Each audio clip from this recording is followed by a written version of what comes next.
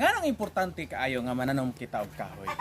Dili lang kini naghatag og landong natong mga tawo, kundi mahimo sab kini nga Pinoy-anan sa langgam. Mao po ni ilang source sa ilang pagkaon.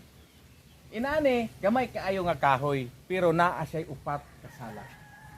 Tatawa ni. Mo ni siya. Ang usa, ang ikaduha, ang ikatulo, og ang ikaupat naa sa taas. Duol kayo ni siya sa among panimalay. Pero dili sila nagsalag, dili sila ganahan. Tungod kay wala kini namo pasipad nalanggam. Tungod kay gamay na lang ayon sila diri sa kalibutan. Unang dili nato sila hilabtan, harong musanay pa sila hangtod ang atong mga anak, ako sa atong mga anak, sunod pang henerasyon, makakita pa sila nga naa di ay langgam. Thank you for watching.